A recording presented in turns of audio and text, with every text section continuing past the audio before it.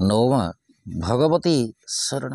ଦର୍ଶକ ବନ୍ଧୁ, 12 ଅଧିପତି ମଙ୍ଗଳ ମହାଗ୍ରହ ଏବଂ ଇଷ୍ଟଦେବୀ ମା ଭଗବତୀ ବଗଳାମୁଖୀଙ୍କୁ ନମନ କରି ଜାଣିବା ଆଜିର ରାଶିଫଳ ବିଷୟରେ। ସର୍ବପ୍ରଥମେ ଜାଣିବା ଆଜିର ରାଶି ନକ୍ଷତ୍ର ତଥା ପଞ୍ଚାଙ୍ଗ ବିଷୟରେ। ଆଜି ଭାଦ୍ରବ ମାସ ଶୁକ୍ଳପକ୍ଷ ଇଂରାଜୀ ତାରିଖ ସେପ୍ଟେମ୍ବର ମାସ 17 ତାରିଖ 2024 ମସିହା ମଙ୍ଗଳବାର। ଆଜି ଚତୁର୍ଦ୍ଦଶୀ ତିଥି। ଶତଭିଷା ନକ୍ଷତ୍ର କୁମ୍ଭଚନ୍ଦ୍ର। ଧୃତି ଯୋଗ ଗତେ 16 ଯୋଗ। ବାଣିଜ୍ୟକରଣ ଦିବା 11 ଘଣ୍ଟା 44 ମିନିଟ୍ ପରେ ବିଷ୍ଟିକରଣ ଭୋଗ ହେବ। ଯୋଗିନୀ ପଶ୍ଚିମ ଦିଗରେ ଦିବା 11 ଘଣ୍ଟା 44 ମିନିଟ୍ ପରେ ବାୟବ୍ୟ କୋଣରେ ରହିବେ। ଆଜି ମକର ରାଶିର ଘାତ ବାର ଏବଂ ମିଥୁନ ଓ ମୀନ ରାଶିର ଘାତ ଚନ୍ଦ୍ର। ରାହୁକାଳ ଦିବା 2 ଘଣ୍ଟା 40 ମିନିଟ୍ରୁ ଦିବା 4 ଘଣ୍ଟା 1 ମିନିଟ୍ ମଧ୍ୟରେ।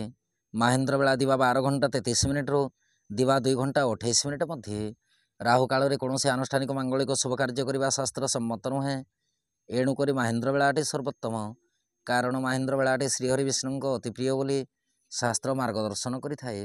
ଆଜିର ଗ୍ରହସ୍ଥିତି: ବୃହସ୍ପତି ବୃଷ ରାଶିରେ, ମଙ୍ଗଳ ମିଥୁନ ରାଶିରେ, ରବି ବୁଧ ସିଂହ ରାଶିରେ, ଶୁକ୍ର କେତୁଯୁକ୍ତ ହୋଇକି କନ୍ୟା ରାଶିରେ, ଶନିଚନ୍ଦ୍ର କୁମ୍ଭ ରାଶିରେ, ରାହୁ ମୀନ ରାଶିରେ ଗୋଚର କରିବେ। ଦର୍ଶକ ବନ୍ଧୁ, ରାଶିଫଳ ଜାଣିବା ଆଗରୁ ଜାଣିବା ଆଜିର ଦିବ୍ୟ ଚିନ୍ତନ ବିଷୟରେ। ଦିବ୍ୟ ଚିନ୍ତନରେ ଅଛି ଜଣେ ଦର୍ଶିକାଙ୍କ ପ୍ରଶ୍ନ।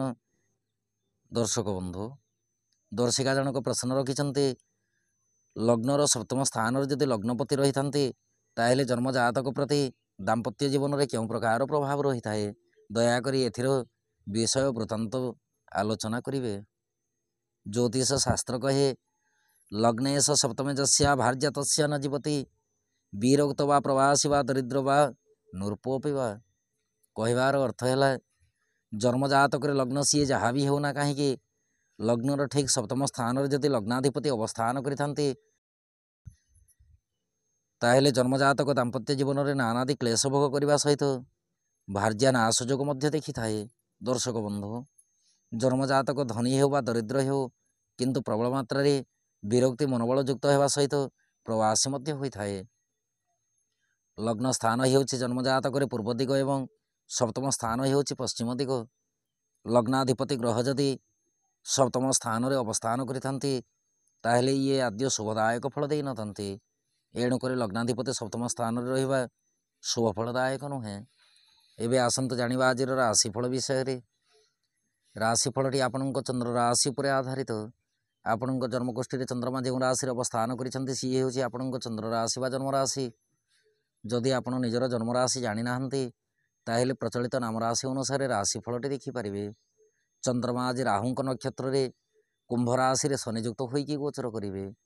ଫଳରେ ମେଷ ରାଶି ଠାରୁ ମୀନ ରାଶି ପର୍ଯ୍ୟନ୍ତ ଦ୍ୱାଦଶ ରାଶି ଉପରେ ଚନ୍ଦ୍ରମାଙ୍କ କେଉଁ ପ୍ରକାର ପ୍ରଭାବ ରହିବ ଉକ୍ତ ବିଷୟବସ୍ତୁ ଉପରେ ପରିଚିତ ହେବା।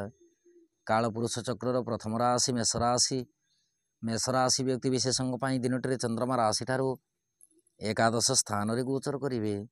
ଫଳରେ କାର୍ଯ୍ୟକ୍ଷେତ୍ର ଏବଂ ବ୍ୟବସାୟରେ ସୁଖ ସମୃଦ୍ଧି ପ୍ରାପ୍ତି ହେବା ସହିତ ସରକାରୀ ବେସରକାରୀ କର୍ମକୁ ନେଇକି ଉନ୍ନତିର ମାର୍ଗଦର୍ଶନ କରିବେ। ଦାମ୍ପତ୍ୟ ଓ ପ୍ରେମ ସମ୍ପର୍କ ଅତି ଉତ୍ତମ ଅଟେ। ଆର୍ଥିକ ସ୍ଥିତି ସବଳ ରହିବା ସହିତ ନୂତନ ଆୟ ସ୍ଥିତି ସବଳ ରହିବ। ସ୍ୱାସ୍ଥ୍ୟ ଶରୀର ଅତି ଉତ୍ତମ ଅଟେ। ଯାତ୍ରା ପାଇଁ ଦିନଟି ଅମୃତ ତୁଲ୍ୟ। ବିଦ୍ୟାର୍ଥୀ ଓ ମହିଳାମାନେ କାର୍ଯ୍ୟକ୍ଷେତ୍ରରେ ସାହାଯ୍ୟ ସହାନୁଭୂତି ପ୍ରାପ୍ତି କରିବେ। ଆପଣଙ୍କ ପାଇଁ ଶୁଭ ରଙ୍ଗ ଆଜି ହଳଦୀ ବର୍ଣ୍ଣ ରଙ୍ଗ, ଶୁଭ ଅଙ୍କ 5। ଆପଣ ଆଜି ସିଦ୍ଧକୁଞ୍ଜିକା ମନ୍ତ୍ର ପଠନ କରନ୍ତୁ। ଦିନଟି ଅତ୍ୟନ୍ତ ସୁଖଦ ରହିବ। ବୃଷ ରାଶି। ବୃଷ ରାଶି ବ୍ୟକ୍ତି ବିଶେଷଙ୍କ ପାଇଁ ଦିନଟିରେ ଚନ୍ଦ୍ରମା ରାଶି ଠାରୁ ଦଶମ ସ୍ଥାନରେ ଗୋଚର କରିବେ। ଫଳରେ କାର୍ଯ୍ୟକ୍ଷେତ୍ର ଏବଂ ବ୍ୟବସାୟରେ ଆନନ୍ଦ ଉତ୍ସବରେ ସମୟ ଅତିବାହିତ ହେବ। ସରକାରୀ ବେସରକାରୀ କର୍ମକୁ ନେଇକି ନୂତନ କର୍ମରେ ମତିଧାବନ ହେବ।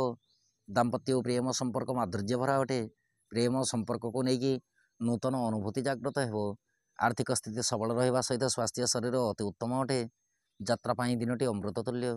ବିଦ୍ୟାର୍ଥୀ ଓ ମହିଳାମାନେ କାର୍ଯ୍ୟକ୍ଷେତ୍ରରେ ଦୃଢ଼ ସଂକଳ୍ପିତ ଭାବେ କର୍ମ ସମ୍ପାଦନ କରିବେ। ଆପଣଙ୍କ ପାଇଁ ଶୁଭ ରଙ୍ଗ ଆଜି ଘୃତବର୍ଣ୍ଣ ରଙ୍ଗ, ଶୁଭ ଅଙ୍କ 1।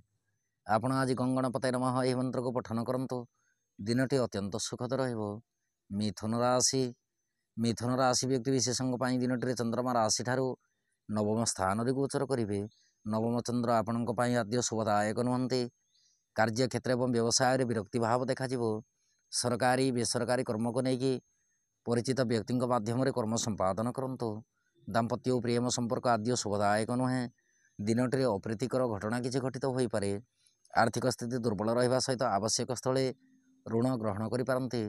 ସ୍ୱାସ୍ଥ୍ୟ ଶରୀର ପ୍ରତି ଧ୍ୟାନ ଦେବା ସହିତ ଦିନଟିରେ ବାକ୍ଶୁଦ୍ଧି ନିତାନ୍ତ ଦରକାର। ଯାତ୍ରା ପାଇଁ ଦିନଟି ମଧ୍ୟମ ଫଳଦାୟକ। ବିଦ୍ୟାର୍ଥୀ ଓ ମହିଳାମାନେ କାର୍ଯ୍ୟ କ୍ଷେତ୍ରରେ ଆଶାତୀତ ଫଳପ୍ରାପ୍ତିରେ ବିଳମ୍ବ ଯୋଗ ଲକ୍ଷ୍ୟ କରିବେ।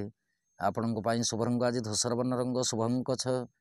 ଆପଣ ଆଜି କ୍ଳୀଂ କୃଷ୍ଣାୟ ଗୋବିନ୍ଦାୟ ଗୋପୀଜନ ବଲ୍ଲଭାୟ ରାଧାକୃଷ୍ଣାୟ ନମୋ ଭଗବତେ ବାସୁଦେବାୟ ନମଃ ଏହି ମନ୍ତ୍ରକୁ ପଠନ କରନ୍ତୁ। ଦିନଟି ଅତ୍ୟନ୍ତ ସୁଖଦ ରହିବ। କର୍କଟ ରାଶି।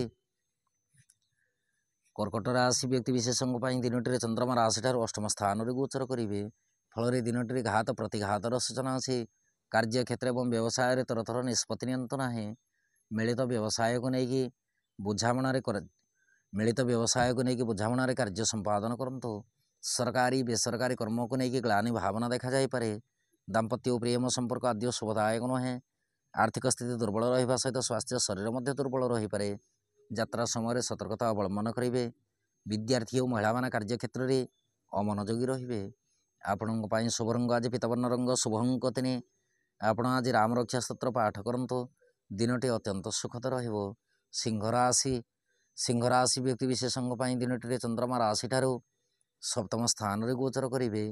ଫଳରେ କାର୍ଯ୍ୟକ୍ଷେତ୍ର ଏବଂ ବ୍ୟବସାୟରେ ସାହାଯ୍ୟ ସହାନୁଭୂତି ପ୍ରାପ୍ତି ହେବ। ସରକାରୀ ବେସରକାରୀ କର୍ମକୁ ନେଇକି ଉପରିସ୍ଥ କର୍ମଚାରୀଙ୍କ ଠାରୁ ପ୍ରଶଂସା ଲାଭ କରିବେ। ଆଇନ ଅଦାଲତ କର୍ମ ଯଦି କିଛି ଥାଏ, ଦିନଟିରେ ନ୍ୟାୟଟି ଆପଣଙ୍କୁ ପ୍ରାପ୍ତି ହେବା ସହିତ ରାଜନୀତି କର୍ମରେ ଦକ୍ଷତା ପ୍ରାପ୍ତି କରିବେ। ଦାମ୍ପତ୍ୟ ଓ ପ୍ରେମ ସମ୍ପର୍କ ସଦୃଢ଼ ରହିବ। ଆର୍ଥିକ ସ୍ଥିତି ଅତି ଉତ୍ତମ ଅଟେ। ଦିନଟିରେ ଧାର କରଜ ଦେଇଥିବା ସମ୍ପତ୍ତି ଫେରସ୍ତ ପାଇପାରନ୍ତି। ସ୍ୱାସ୍ଥ୍ୟ ଶରୀର ଅତି ଉତ୍ତମ ରହିବ। ଯାତ୍ରା ପାଇଁ ଦିନଟି ଆପଣଙ୍କ ପକ୍ଷରେ ଯିବ। ବିଦ୍ୟାର୍ଥୀ ଓ ମହିଳାମାନେ କାର୍ଯ୍ୟକ୍ଷେତ୍ରରେ ଆଶାତୀତ ଫଳପ୍ରାପ୍ତିରେ ଅଳ୍ପ ମାତ୍ରାରେ ଅଶାନ୍ତି ଲକ୍ଷ୍ୟ କରିବେ। ଆପଣଙ୍କ ପାଇଁ ଶୁଭ ରଙ୍ଗ ଆଜି କେଶର ବର୍ଣ୍ଣ ରଙ୍ଗ, ଶୁଭ ଅଙ୍କ 1। ଆପଣ ଆଜି ଦୁର୍ଗାନାବାକ୍ଷରୀ ମନ୍ତ୍ର ପଠନ କରନ୍ତୁ। ଦିନଟି ଅତ୍ୟନ୍ତ ସୁଖଦ ରହିବ। କନ୍ୟା ରାଶି। କନ୍ୟା ରାଶି ବ୍ୟକ୍ତିବିଶେଷଙ୍କ ପାଇଁ ଦିନଟିରେ ଚନ୍ଦ୍ରମା ରାଶିଠାରୁ ଷଷ୍ଠ ସ୍ଥାନରେ ଗୋଚର କରିବେ। ଫଳରେ କାର୍ଯ୍ୟକ୍ଷେତ୍ର ଏବଂ ବ୍ୟବସାୟରେ ଉନ୍ନତିମୂଳକ କାର୍ଯ୍ୟରେ ବାଧକ ଯୋଗ ପରିଲକ୍ଷିତ ହେବ। ସରକାରୀ ବେସରକାରୀ କର୍ମକୁ ନେଇକି ତରତର ନିଷ୍ପତ୍ତି ନିଅନ୍ତୁ ନାହିଁ। ଦାମ୍ପତ୍ୟ ଓ ପ୍ରେମ ସମ୍ପର୍କ ମଧ୍ୟମରୁ ଉତ୍ତମ ରହିବ। ଆର୍ଥିକ ଦୃଷ୍ଟିକୋଣରୁ ଦେଖିବାକୁ ଗଲେ ଆବଶ୍ୟକ ସ୍ଥଳେ ଋଣ ଗ୍ରହଣ କରିପାରନ୍ତି। ଦିନଟିରେ ଗୁପ୍ତ ଶତ୍ରୁ ଜାତ ହେବାର ସୂଚନାରୁ ପରିଲକ୍ଷିତ ହୁଏ। ସ୍ୱାସ୍ଥ୍ୟ ଶରୀର ପ୍ରତି ଯତ୍ନଶୀଳ ରୁହନ୍ତୁ। ଯାତ୍ରା ପାଇଁ ଦିନଟି ମଧ୍ୟମ ଫଳଦାୟକ। ବିଦ୍ୟାର୍ଥୀ ଓ ମହିଳାମାନେ କାର୍ଯ୍ୟକ୍ଷେତ୍ରରେ ବନ୍ଧୁ ଗହଣରେ ସମୟ ଅତିବାହିତ କରିବେ। ଆପଣଙ୍କ ପାଇଁ ଶୁଭ ରଙ୍ଗ ଆଜି ଶ୍ୟାମଳ ବର୍ଣ୍ଣ ରଙ୍ଗ, ଶୁଭ ଅଙ୍କ 6। ଆପଣ ଆଜି ଗଙ୍ଗଣପତାୟ ନମଃ ଏହି ମନ୍ତ୍ରକୁ ପଠନ କରନ୍ତୁ। ଦିନଟି ଅତ୍ୟନ୍ତ ସୁଖଦ ରହିବ। ତୁଳା ରାଶି। ତୁଳା ରାଶି ବ୍ୟକ୍ତିବିଶେଷଙ୍କ ପାଇଁ ଦିନଟିରେ ଚନ୍ଦ୍ରମା ରାଶିଠାରୁ ପଞ୍ଚମ ସ୍ଥାନରେ ଗୋଚର କରିବେ। ଫଳରେ କାର୍ଯ୍ୟକ୍ଷେତ୍ର ଏବଂ ବ୍ୟବସାୟରେ ଅନୁଧ୍ୟାନ ପୂର୍ବକ କର୍ମ ସମ୍ପାଦନ କରନ୍ତୁ। ସରକାରୀ ବେସରକାରୀ କର୍ମକୁ ନେଇକି ମନ ମତାଣିଆ ଭାବେ କର୍ମ ନିର୍ବାହ କରନ୍ତୁ ନାହିଁ। ଦାମ୍ପତ୍ୟ ଓ ପ୍ରେମ ସମ୍ପର୍କ ମଧ୍ୟମରୁ ଉତ୍ତମ ରହିବା ସହିତ ଦିନଟିରେ ସନ୍ତାନ ପୀଡ଼ାର ସୂଚନା ଅଛି। ଆର୍ଥିକ ସ୍ଥିତି ଦୁର୍ବଳ ରହିପାରେ। ସ୍ୱାସ୍ଥ୍ୟ ଶରୀର ମଧ୍ୟ ଦୁର୍ବଳ ରହିବାର ସୂଚନାରୁ ଜଣାଯାଏ। ଯାତ୍ରା ପାଇଁ ଦିନଟି ମଧ୍ୟମ ଫଳଦାୟକ। ବିଦ୍ୟାର୍ଥୀ ଓ ମହିଳାମାନେ କାର୍ଯ୍ୟକ୍ଷେତ୍ରରେ ଅନ୍ୟ ଉପରେ ନିର୍ଭରଶୀଳ ରହିବେ। ଆପଣଙ୍କ ପାଇଁ ଶୁଭ ରଙ୍ଗ ଆଜି ଧବଳ ବର୍ଣ୍ଣ ରଙ୍ଗ, ଶୁଭ ଅଙ୍କ 8। ଆପଣ ଆଜି ଓଁ ନମୋ ଭଗବତେ ବାସୁଦେବାୟ ନମଃ ଏହି ମନ୍ତ୍ରକୁ ପଠନ କରନ୍ତୁ। ଦିନଟି ଅତ୍ୟନ୍ତ ସୁଖଦ ରହିବ। ବିଛା ରାଶି। ବିଛା ରାଶି ବ୍ୟକ୍ତିବିଶେଷଙ୍କ ପାଇଁ ଦିନଟିରେ ଚନ୍ଦ୍ରମା ରାଶିଠାରୁ ଚତୁର୍ଥ ସ୍ଥାନରେ ଗୋଚର କରିବେ। ଫଳରେ କାର୍ଯ୍ୟକ୍ଷେତ୍ର ଏବଂ ବ୍ୟବସାୟରେ ଅଳ୍ପ ମାତ୍ରାରେ ବାଧାବିଘ୍ନ ଦେଖାଯାଇପାରେ। ସରକାରୀ ବେସରକାରୀ କର୍ମକୁ ନେଇକି କଳହର ବାତାବରଣ ରହିପାରେ। ଦାମ୍ପତ୍ୟ ଓ ପ୍ରେମ ସମ୍ପର୍କ ମଧ୍ୟମରୁ ଉତ୍ତମ ରହିବ। ପ୍ରେମ ସମ୍ପର୍କକୁ ନେଇକି ମତାନ୍ତର ଭାବ ଜାତ ହେବ। ଆର୍ଥିକ ସ୍ଥିତି ଦୁର୍ବଳ ଅଟେ। ଭୂ ସମ୍ବନ୍ଧୀୟ କାର୍ଯ୍ୟକଳାପକୁ ନେଇକି ବାଦ ବିବାଦ ମଧ୍ୟ ରହିପାରେ। ସ୍ୱାସ୍ଥ୍ୟ ଶରୀର ପାଇଁ ଧ୍ୟାନ ରଖନ୍ତୁ। ଯାତ୍ରା ପାଇଁ ଦିନଟି ମଧ୍ୟମ ଫଳଦାୟକ। ବିଦ୍ୟାର୍ଥୀ ଓ ମହିଳାମାନେ କାର୍ଯ୍ୟକ୍ଷେତ୍ରରେ ଅନ୍ୟ ଉପରେ ନିର୍ଭରଶୀଳ ରହିବେ। ଆପଣଙ୍କ ପାଇଁ ଶୁଭ ରଙ୍ଗ ଆଜି ସିନ୍ଦୁର ବର୍ଣ୍ଣ ରଙ୍ଗ, ଶୁଭ ଅଙ୍କ 3। ଆପଣ ଆଜି ପିତାମାତାଙ୍କ ଠାରୁ ଆଶୀର୍ବାଦ ଗ୍ରହଣ କରନ୍ତୁ। ଦିନଟି ଅତ୍ୟନ୍ତ ସୁଖଦ ରହିବ। ଧନୁରାଶି। ଧନୁରାଶି ବ୍ୟକ୍ତିବିଶେଷଙ୍କ ପାଇଁ ଦିନଟିରେ ଚନ୍ଦ୍ରମା ରାଶିଠାରୁ ତୃତୀୟ ସ୍ଥାନରେ ଗୋଚର କରିବେ। ଫଳରେ କାର୍ଯ୍ୟକ୍ଷେତ୍ର ଏବଂ ବ୍ୟବସାୟରେ ଉଚ୍ଚ ସମ୍ମାନ ପ୍ରାପ୍ତି ହେବ। ସରକାରୀ ବେସରକାରୀ କର୍ମକୁ ନେଇକି ଦୀର୍ଘ ଦିନରୁ ଅଟକି ରହିଥିବା କର୍ମ ସମ୍ପାଦନ କରିବେ। ଦାମ୍ପତ୍ୟ ଓ ପ୍ରେମ ସମ୍ପର୍କ ସୁଖଦ ରହିବା ସହିତ ଦିନଟିରେ ଆର୍ଥିକ ସୁଖ ପ୍ରାପ୍ତି ହେବ। ସ୍ୱାସ୍ଥ୍ୟ ଶରୀର ସବଳ ରହିବ। ନୂତନ ବନ୍ଧୁ ଗୃହକୁ ଆଗମନ ହୋଇପାରନ୍ତି। ଯାତ୍ରା ପାଇଁ ଦିନଟି ଅମୃତ ତୁଲ୍ୟ। ବିଦ୍ୟାର୍ଥୀ ଓ ମହିଳାମାନେ କାର୍ଯ୍ୟକ୍ଷେତ୍ରରେ ସାହାଯ୍ୟ ସହାନୁଭୂତି ପ୍ରାପ୍ତି କରିବେ। ଆପଣଙ୍କ ପାଇଁ ଶୁଭ ରଙ୍ଗ ଆଜି ହଳଦୀ ବର୍ଣ୍ଣ ରଙ୍ଗ, ଶୁଭ ଅଙ୍କ 6। ଆପଣ ଆଜି ବିଷ୍ଣୁ ଚରଣାମୃତ ସେବନ କରନ୍ତୁ। ଦିନଟି ଅତ୍ୟନ୍ତ ସୁଖଦ ରହିବ। ମକର ରାଶି। ମକର ରାଶି ବ୍ୟକ୍ତିବିଶେଷଙ୍କ ପାଇଁ ଦିନଟିରେ ଚନ୍ଦ୍ରମା ରାଶିଠାରୁ ଦ୍ୱିତୀୟ ସ୍ଥାନରେ ଗୋଚର କରିବେ। ଫଳରେ କାର୍ଯ୍ୟକ୍ଷେତ୍ର ଏବଂ ବ୍ୟବସାୟରେ ଆଶାତୀତ ଅବସ୍ଥାରେ ଦୀର୍ଘ ସମୟ ଅପେକ୍ଷାରତ ରହିବେ। ସରକାରୀ ବେସରକାରୀ କର୍ମକୁ ନେଇକି ଅପବ୍ୟୟ ଖର୍ଚ୍ଚର ସୂଚନା ଅଛି। ଦାମ୍ପତ୍ୟ ଓ ପ୍ରେମ ସମ୍ପର୍କ ଆଦ୍ୟ ଶୁଭଦାୟକ ନୁହେଁ। ଆର୍ଥିକ ସ୍ଥିତି ଦୁର୍ବଳ ରହିବା ସହିତ ସ୍ୱାସ୍ଥ୍ୟ ଶରୀର ମଧ୍ୟ ଦୁର୍ବଳ ରହିପାରେ। ଯାତ୍ରା ପାଇଁ ଦିନଟି ମଧ୍ୟମ ଫଳଦାୟକ। ବିଦ୍ୟାର୍ଥୀ ଓ ମହିଳାମାନେ କାର୍ଯ୍ୟକ୍ଷେତ୍ରରେ ସନ୍ତାପିତ ହେବାର ସୂଚନାର ଜଣାଯାଏ। ଆପଣଙ୍କ ପାଇଁ ଶୁଭ ରଙ୍ଗ ଆଜି ଧୂସର ବର୍ଣ୍ଣ ରଙ୍ଗ, ଶୁଭ ଅଙ୍କ 8। ଆପଣ ଆଜି ଦେବୀ ମନ୍ଦିରରେ ଘୃତଦୀପ ଅର୍ପଣ କରନ୍ତୁ। ଦିନଟି ଅମୃତ ତୁଲ୍ୟ ହେବ। କୁମ୍ଭ ରାଶି।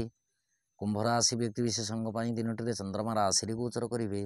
ଫଳରେ କାର୍ଯ୍ୟକ୍ଷେତ୍ର ଏବଂ ବ୍ୟବସାୟରେ ଆକସ୍ମିକ ଦ୍ରବ୍ୟ ଲାଭର ସୂଚନା ଅଛି। ସରକାରୀ ବେସରକାରୀ କର୍ମକୁ ନେଇକି କୃତିତ୍ୱ ଅର୍ଜନ କରିବେ। ଦାମ୍ପତ୍ୟ ଓ ପ୍ରେମ ସମ୍ପର୍କ ଅତି ଉତ୍ତମ ଅଟେ।